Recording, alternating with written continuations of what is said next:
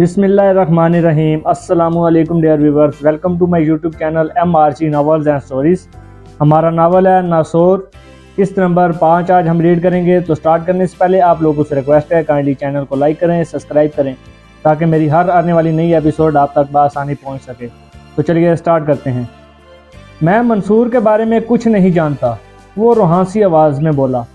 اور موضوع رنگ پور کے منیر حسین کے بارے میں کیا کہتے ہو؟ میں نے زہریلے لہجے میں دریافت کیا۔ وہ آنکھیں پھاڑ کر مجھے دیکھنے لگا مگر خاموش رہا۔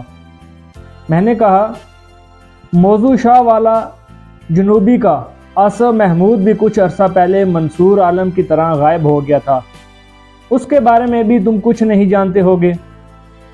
فضلو کے دیدے حیرت اور پریشانی کے سبب اور پھیل گئے تھے۔ میں نے کڑک لہجے میں کہا، موضوع مٹھاوانہ کا جوید احمد بھی پر اسرار طور پر گم شدہ ہے۔ اس سلسلے میں تم بالکل ہی لا علم ہوگے۔ کیوں؟ میں غلط کہہ رہا ہوں فضلو؟ تم انہوں گاؤں میں تماشے دکھانے تو جاتے ہو نا؟ ایک لمحے کے لیے مجھے یوں محسوس ہوا جیسے وہ اپنے قدموں پر کھڑا نہیں رہ سکے گا، لیکن اگلے ہی لمحے اس نے خود کو سنبھالا اور قدر محتاط لہجے میں بولا، آپ کی باتیں میری سمجھ میں نہیں آ رہا۔ اس کی سمجھدانی کا علاج میرے پاس ہے جناب۔ حوالدار نے فضلو کی جانب دیکھتے ہوئے دانت کچکچاتے ہوئے کہا، اس کے علاج معالجے سے بہت خوشی محسوس کروں گا۔ اسی وقت ASI جہاں زیب کمرے میں آ گیا۔ وہ جو چہرے سے خاصا پرجوش دکھائی دے رہا تھا۔ میں نے اس کی طرف دیکھتے ہوئے پوچھا، خیریت تو ہے جہاں زیب؟ ایک اہم اطلاع ہے، وہ ٹھہرے ہوئے لہجے میں بولا۔ ہاں بتاؤ، میں نے کہا۔ میں آپ سے علیحدگی میں بات کرنا چاہتا ہوں۔ ٹھیک ہے، میں نے کہا، پھر حوالدار کو ہدایت دی، مبارک علی، تم اس مداری کی اولاد کو کچھ دیر کے لیے حوالات میں لے جاؤ، دوسرا سیشن تھوڑی دیر بعد شروع ہوگا۔ حوالدار فضلو کو لے کر وہاں سے چلا گیا۔ کیا بات ہے جہاں زیب؟ میں ASI کی جانب متوجہ ہو گیا۔ اس نے میری بات کا جواب دینے کی بجائے سوال کیا، کیا فضلو نے منصور کے اغوا کو قبول کر لیا ہے؟ ابھی تک تو نہیں کیا۔ میں نے پھر پوچھا، آخر بات کیا ہے؟ ASI بولا، پہلے تو میں آپ سے معذرت چاہتا ہوں کہ ایک نہایت ہی اہم بات آپ کو بتانا بھول گیا تھا۔ دراصل میں نے پہلے اسے اہمیت نہیں دی تھی، پتہ نہیں کیوں۔ پہیلیاں نہ بجھواؤ جہاں زیب، میں نے سنجیدہ لہجے میں کہا، کھل کر واضح الفاظ میں بتاؤ۔ اس نے بتایا، ملک صاحب، فضلو کے ٹھکانے سے مجھے ایسی چیز ملی تھی جس کی وہاں موجودگی کا کوئی جواز ہی سمجھ میں نہیں آتا۔ آخر وہ چیز ہے کیا؟ میرے لہجے میں جھنجھلاہٹ آئی۔ ASI نے اپنی جیب میں سے ایک کھلونا برآمد کیا اور میری جانب بڑھاتے ہوئے بولا، یہ دیکھیں۔ تلاشی کے دوران میں نے اس گاڑی کو اپنی جیب میں رکھ لیا تھا، بعد میں اس کا ذکر کرنا بھول گیا۔ میں نے جہاں زیب کے ہاتھ سے وہ کار لے لی۔ وہ مارک II کی ساخت پر بنی گئی سرخ رنگ کی ایک کھلونا کار تھی۔ بچے عموماً ایسے پہیوں والے کھلونوں سے کھیل کر بہت خوش ہوتے ہیں۔ ایسی ہی منی کار کو فرش پر رکھ کر دھکیلا جائے تو وہ خاصے فاصلے تک دوڑتی چلی جاتی ہے۔ مذکورہ کار کا سائز 1.5 انچ کے لگ بھگ تھا۔ میں پرسوچ انداز میں اس کار کو الٹ پلٹ کر دیکھ رہا تھا کہ اسے ASI کی آواز میری سماعت سے ٹکرائی، ملک صاحب، مجھے لگتا ہے یہ کھلونا کار گمشدہ منصور عالم سے تعلق رکھتی ہے۔ میں بھی انہی خطوط پر سوچ رہا ہوں، میں نے کہا۔ وہ بولا، اگر اب تک فضلو نے اقرار جرم نہیں کیا تو اس کار کو دیکھ کر وہ سب کچھ اگل دے گا۔ وہ اتنا سیدھا نہیں ہے جتنا تم سمجھ رہے ہو جہاں زیب، میں نے گھمبر لہجے میں کہا۔ لگتا ہے اس کی زبان کھلوانے کے لیے ہمیں 3rd ڈگری استعمال کرنا پڑے گی۔ آپ بالکل ٹھیک کہہ رہے ہیں جناب، ASI نے تائیدی انداز میں کہا۔ ایک ہی صورت میں وہ ایک نمبر کا ڈھیٹ دکھائی دیتا ہے۔ میں نے کہا مداری پر طبع آزمائی کرنے سے پہلے ہمیں یہ تصدیق کر لینا چاہیے کہ یہ سرخ کار منصور ہی کی ہے۔ یہ تصدیق کس طرح ہوگی؟ اے ایس آئی نے پوچھا۔ ویسے میرا خیال ہے اس تصدیق کی ضرورت نہیں، اسے تنہا مداری کے ڈیرے پر اس کھلونا کار کا پایا جانا ہی اس کے مشکوک ہونے کی جانب اشارہ کرتا ہے۔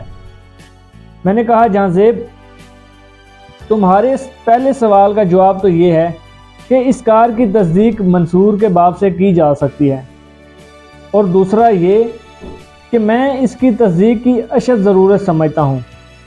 اس طرح میں اپنے شک پر یقین کی مہر ثابت کرنا چاہتا ہوں۔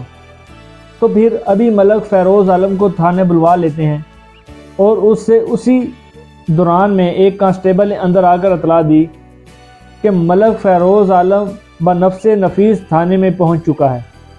کانسٹیبل کی آمد سے اے ایس آئی کی بات ادھوری رہ گئی تھی۔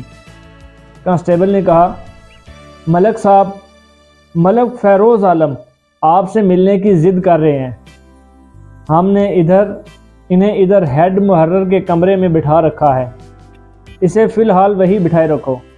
میں نے رکھائی سے کہا جب میں ضروری سمجھوں گا اسے اپنے پاس بلوا لوں گا۔ کانسٹیبل سیلوٹ کر کے واپس چلا گیا۔ اے ایس آئی نے کہا ملک صاحب، میں آپ کی خفگی کا سبب سمجھ رہا ہوں۔ ملک فیروز نے ڈی ایس پی سے بات کر کے دراصل ہماری شکایت کی ہے۔ اسے ایسا نہیں کرنا چاہیے تھا، حالانکہ آپ نے اسے منع بھی کیا تھا۔ میں نے چونک کر کہا جہاں زیب کی طرف دیکھا جیسے میری کوئی چوری پکڑی گئی ہو۔ پھر میں نے جلدی سے کہا ایسی کوئی بات نہیں ہے جہاں زیب، دراصل میں کچھ اور سوچ رہا ہوں۔ اس بات کا اقرار کرنے میں ہی کوئی آر نہیں سمجھتا کہ ملک فیروز کی طرف سے میرے دل میں بہت غصہ تھا، اور اس کی حرکت مجھے قطعاً پسند نہیں آئی تھی۔ تاہم ایک بات کی وضاحت کر دوں کہ میں نے کبھی بھی اپنے فرائض کی راہ میں ذاتیات کو خارج نہیں ہونے دیا۔ اس وقت بھی اے ایس آئی کی بات سنتے ہی میرے اندر ملک صفدر حیات تھانے دار بیدار ہو گیا تھا، اور میں نے غیر عالم کے خلاف ساری ناراضگی کو فراموش کر دیا تھا۔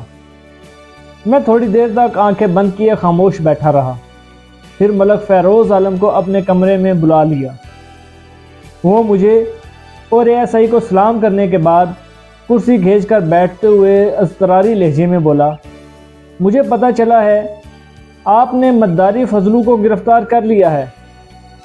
اس کارروائے سخن میری جانب تھا، تاہم جواب اے ایس آئی نے دیا۔ آپ تک یہ خبر کس طرح پہنچ گئی ملک فیروز عالم صاحب؟ آخر میرے بھی اپنے کچھ ذرائع ہیں۔ ملک فیروز عالم اے ایس آئی کی طرف دیکھتے ہوئے کہا، آپ کو تو معلوم ہی ہے میں اس علاقے کی بااثر شخصیت ہوں۔ اے ایس آئی نے طنزیہ لہجے میں کہا، جی ملک صاحب، آپ بالکل درست فرما رہے ہیں، آپ واقعی بہت بااثر اور پہنچ والے ہیں۔ ڈی ایس پی صاحب تو آپ کے دوستوں میں شامل ہیں۔ اچھا، تو آپ کا لہجہ اس لیے بدلا ہوا ہے کہ میں ڈی ایس پی کے پاس چلا گیا تھا۔ ملک فیروز عالم، ہم دونوں کو باری باری دیکھا، پھر مجھے مخاطب کرتے ہوئے بولا، ملک صاحب، آپ میری مجبوریوں کو سمجھنے کی کوشش کریں۔ میں منصور کا باپ ہوں، اور ہزار اختیارات رکھنے کے باوجود اپنے بیٹے کے لیے کچھ نہیں کر پا رہا ہوں۔ منصور کی ماں کی حالت مجھ سے دیکھی نہیں جاتی۔ وہ بار بار مجھے یہی تانا دیتی ہے کہ میرے تو بڑے بڑے سرکاری افسروں سے تعلقات ہیں، پھر میں ہاتھ پر ہاتھ رکھے کیوں بیٹھا ہوں؟ اب تک تو حکومت کی پوری مشینری کو حرکت میں آ جانا چاہیے تھا۔ میں نے سنجیدہ لہجے میں کہا، ملک صاحب، میں آپ کی بے بسی کو سمجھ رہا ہوں۔ انسان جتنا زیادہ با اختیار ہوتا ہے، کسی بے اختیار معاملے میں اسے اپنی کم مائگی کا اتنا ہی احساس ہوتا ہے۔ ایک لمحے کے توقف سے میں نے اضافہ کیا، اور ایک بات ذہن میں بٹھا لیں کہ ہم آپ کی حرکت کی وجہ سے بالکل ناراض نہیں ہیں۔ اب بھی پوری تن من سے ہم آپ کے بیٹے منصور کو بازیاب کرنے کی کوشش کریں گے۔ اس کے چہرے پر اطمینان کی جھلک نمودار ہوئی۔ بے قرار لہجے میں بولا، آپ نے مداری سے پوچھ تاچھ تو کی ہوگی؟ بالکل کی ہے، میں نے متعدل انداز میں کہا۔ پھر اس نے منصور کے بارے میں کیا بتایا؟ ابھی تو کچھ نہیں بتایا، آپ اس پر سختی کریں نا، وہ جذباتی لہجے میں بولا۔ میں نے کہا، ہم بھی اس نتیجے پر پہنچے ہیں کہ گھی نکالنے کے لیے انگلی کو ٹیڑھا کرنا ہی پڑے گا۔ اس سلسلے میں آپ کا تعاون درکار ہے۔ آپ حکم کریں ملک صاحب۔ وہ سیدھا ہو کر بیٹھ گیا۔ اس وقت وہ صرف اور صرف مجھے ایک گمشدہ معصوم بچے کا باپ دکھائی دے رہا تھا۔ اس کی ساری اکڑ، شخصیت کی اثر پذیری، اختیارات اور تعلقات کی تعلیمی اور دولت مندی کی طاقت کہیں نظر نہیں آتی تھی۔ کسی نے سچ کہا ہے کہ مصیبت کے وقت انسان کی اصلیت کھل کر سامنے آ جاتی ہے۔ میں نے اپنی میز کی دراز سے کھلونا کار نکال کر ملک فیروز کی جانب بڑھاتے ہوئے پوچھا، آپ اس کار کو پہچانتے ہیں؟ کار پر نظر پڑتے ہی وہ اچھل پڑا، یہ آپ کو کہاں سے ملی؟ پہلے آپ میرے سوال کا جواب دیں۔ وہ اس بات میں گردن ہلاتے ہوئے بولا، یہ میرے منصور کی کار ہے، یہ کھلونا میں نے خود اسے بازار سے لا کر دیا تھا۔ میں اس کار کو اچھی طرح پہچانتا ہوں، مجھے اچھی طرح یاد ہے میں نے یہ کار لاہور کے انارکلی بازار سے خریدی تھی۔ یہ آپ کی خریدی ہوئی کار جیسی کوئی دوسری کار بھی تو ہو سکتی ہے، ASI نے فیروز عالم کی جانب دیکھتے ہوئے کہا۔ کھلونا بنانے والی فیکٹری نے صرف ایک کار ہی تو نہیں بنائی تھی، آپ بجا فرما رہے ہیں ASI صاحب، فیروز عالم نے کہا۔ واقعی فیکٹری نے سینکڑوں بلکہ ہزاروں ایسی کاریں بنائی ہوں گی، مگر اس پر ایک مخصوص نشان لگی ہوئی ہے۔ اب میرے چونکنے کی باری تھی۔ کیسی نشانی فیروز عالم؟ فیروز عالم نے کھلونا کار کو الٹا کر میرے سامنے رکھا اور اس کے پچھلے پہیوں کی جانب اشارہ کرتے ہوئے بولا، یہ دیکھیں، میں اس نشانی کی بات کر رہا ہوں۔ میں نے اس کے اشارے پر یہ غور مذکورہ جگہ کا معائنہ کیا۔ وہاں انگریزی حرف MA کا نشان بنا ہوا تھا۔ واضح طور پر دکھائی دیتا تھا کہ کسی نوکدار چیز سے وہاں MA بنایا گیا تھا۔ میں نے سوالیہ نظر سے ملک فیروز عالم کی جانب دیکھا۔ اس نے بتایا، ملک صاحب، MA کا مطلب ہے منصور عالم۔ میں نے خود اپنے ہاتھ سے چھری کی مدد سے یہ حروف لکھے تھے۔ منصور کے ہر کھلونے پر میں نے مختلف انداز میں اس کے نام کی نشانی لگا رکھی ہے۔ مجھے 1% یقین ہے کہ یہ کھلونا منصور کی کار کے سوا کسی کا ہو ہی نہیں سکتا۔ اب آپ بتائیں، یہ کار آپ کو کہاں سے ملی؟ مداری فضلو کے ڈیرے سے، میں نے جواب دیا۔ اس کا مطلب ہے وہی کم بخت میرے بیٹے کو گم کرنے کا ذمہ دار ہے، فیروز عالم غصیلے لہجے میں بولا۔ وہ ہے کہاں نامراد؟ میں اس کی زبان کھلونے کے لیے سو جتن کر سکتا ہوں۔ آپ کو اس سلسلے میں پریشان ہونے کی چندہ ضرورت نہیں ہے، میں نے تسلی میز لہجے میں کہا۔ یہ کام ہم زیادہ بہتر طور پر کر سکتے ہیں۔ آپ تو کہہ رہے ہیں کہ اس نے ابھی تک اقرار نہیں کیا، اب کر لے گا، میں نے معنی خیز انداز میں کہا۔ وہ کچھ نہ سمجھنے والے انداز میں مجھے دیکھنے لگا۔ میں اس کی کیفیت کو نظر انداز کرتے ہوئے ASI سے مخاطب ہوا، جہاں زیب، تم حوالدار سے کہو کہ وہ فضلو کو لے کر ٹرائل روم کی طرف جائے، میں بھی وہی آ رہا ہوں۔ جہاں زیب نے میرے حکم کی تعمیل کی۔ ملک فیروز نے پوچھا، کیا میں بھی آپ کے ساتھ چلوں؟ نہیں، میں نے قطعیت سے جواب دیا، آپ کی وہاں ضرورت نہیں ہے۔ تو پھر میں آپ کے کمرے میں ہی بیٹھا رہتا ہوں، میں نے کہا۔ میرے خیال سے تو اب آپ کو اپنے گھر جانا چاہیے، رات ہو چکی ہے، یہاں تھانے میں آپ کو کوئی کام نہیں ہے۔ آپ صبح آ کر حالات معلوم کر لیں، ہو سکتا ہے ملزم سے پوچھ تاچھ میں ساری رات بیت جائے۔ کوئی بات نہیں، میں پوری رات جا کر گزارا کر لوں گا، ملک فیروز نے ٹھہرے ہوئے لہجے میں کہا۔